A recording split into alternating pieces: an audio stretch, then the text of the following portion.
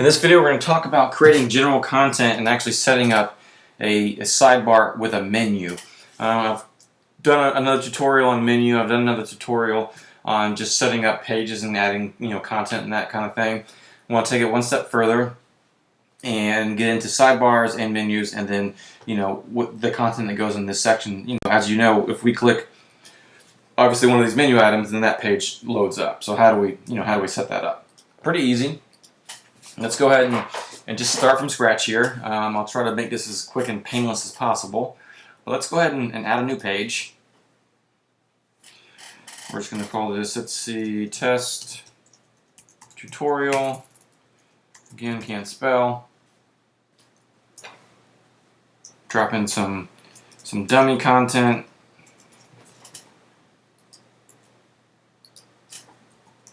Maybe drop a picture in here, so let's drop a picture just for fun.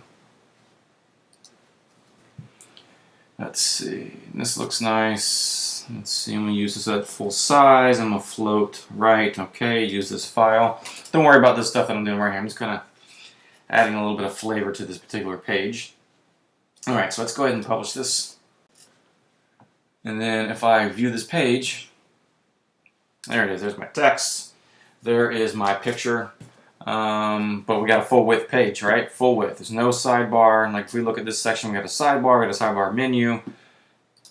How do we do that? Well, first thing we want to do is make sure we have the right template. Right now we're using the default template. The default template is the full width template. We don't want that. We want a sidebar. So we want to use page with sidebar.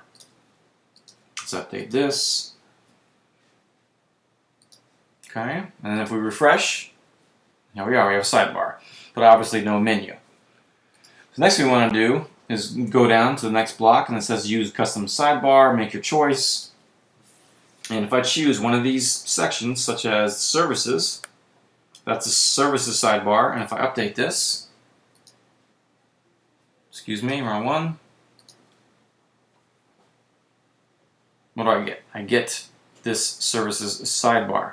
So we can actually use a sidebar that's already set on the site, as well as create a new custom sidebar and a new menu.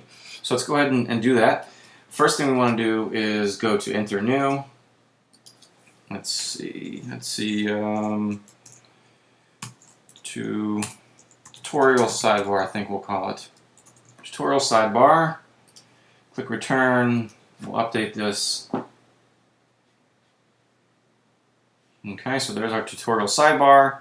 And if I refresh this, this should be blank now, which it is, which is good news.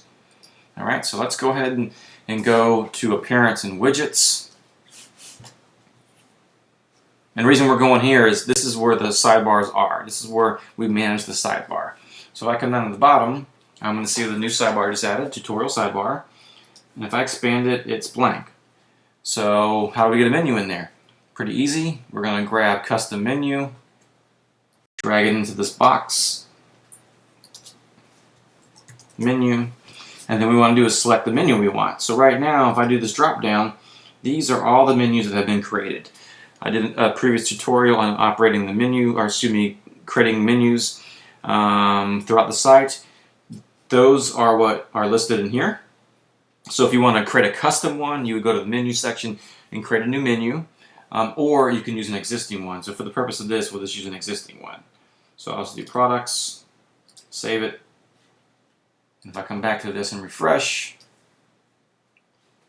there's our menu. Really easy and really straightforward, and that is how this is working. You make your text, you make your content, excuse me, you make your menu, and then you add the pages that you want to work only within that menu. As well as you can actually use multiple menus. So I can actually close this and drop another one in here. So maybe I want a menu for helpful links or something,